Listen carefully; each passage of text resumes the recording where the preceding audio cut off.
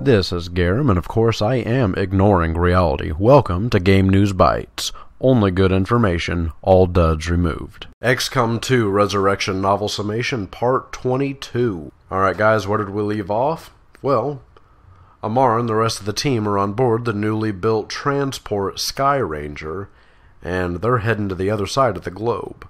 Here we go. Amar and Lena arrived in New Singapore, the site of their latest mission.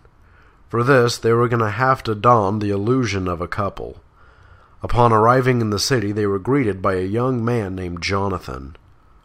Okay, so, you have a couple of really great choices when it comes to housing, he said while tapping the holographic display screen. He looked them over. Not to be presumptuous, but may I assume you two are a couple? Amar glanced at Lena. Yes, he said, taking her hand. Another lie told. Wonderful, Jonathan gushed.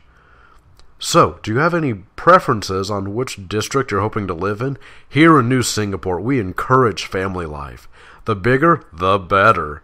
There are a lot of perks for young parents, Jonathan said. Ooh, this one has a balcony.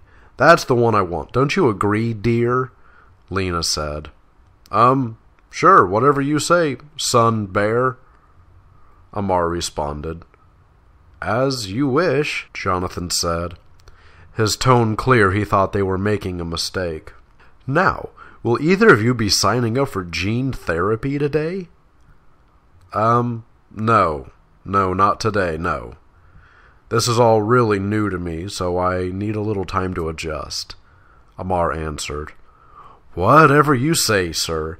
You may change your mind at any time. Just visit the nearest gene therapy center. You may think you're perfectly healthy now, but boy, you might just be surprised. The outside settlements are repositories for filth. Well, I guess you would know that, wouldn't you? Yes, Amar said. Farewell, filth. Good riddance, he said, glaring at Jonathan. So, are either of you planning to work right away? Actually, I was told there might be a job in the Cybernetics 8.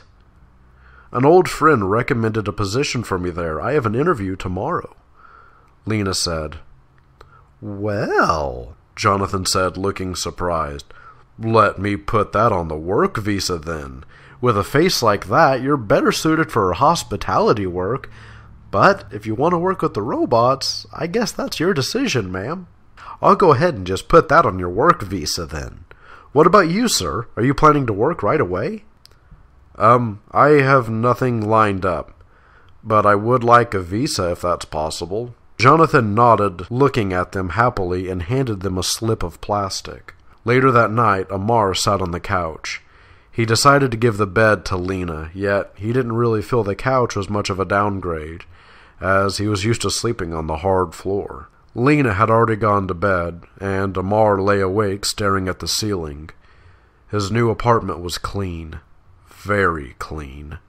Made him really feel out of place. Okay, so I have my interview this morning. Hopefully by the end of the day we'll have something to celebrate, Lena said, taking a sip of her coffee. It will probably be best if you just stay here today. It might look a bit odd if I bring a tag-along to the interview. That suits me just fine, Amar said. When she left, he paced around for a moment, knowing there was really no right way of dealing with this situation.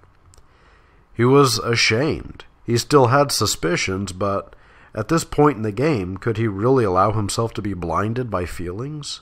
Thinking that he'd finally waited long enough, he left the apartment and followed her. He knew almost instantly something was wrong. They had both memorized the city plan and had chosen New Singapore because it was one of the few places the processor was being built that they needed. The manufacturing center was located near the edge of town, yet Lena was heading toward the city center. This made Amar really nervous, but he reassured himself. The interview was at no particular hour. Maybe she was just reacquainting herself with a big city. Her only real objective was to get her name in, basically just announcing, "Hey, I'm here," to their contact on the inside. The contact would then arrange for her to get clearance to enter the factory. After following her for a few more minutes, though, he knew exactly where she was headed. He watched as she allowed herself to be scanned by an Advent trooper before entering the gene therapy clinic. Amar returned to the apartment, trying to sort this out in his head. However, no way of thinking about this allowed him to come to any good conclusion. Hours passed, and he got angrier and angrier. Finally, at the end of the day, Lena walked through the door, giving him a big and obviously fake smile. "I got the job. I start tomorrow." Amar smiled back, not trying too hard to hide how he was feeling. The two went outside for some night air. Finding a comfortable spot, they sat down on a bench near their apartment. Amar leaned over and embraced her. She tried to pull back, but that was something he wasn't allowing. "What are you doing?" she whispered. "Settle down," he replied quietly. He pressed his cheek against hers. "Just pretend like we're kissing. I need to say something and I don't want to be overheard." He felt her stiffen in his arms. "Did you get a chip put in you?" he asked.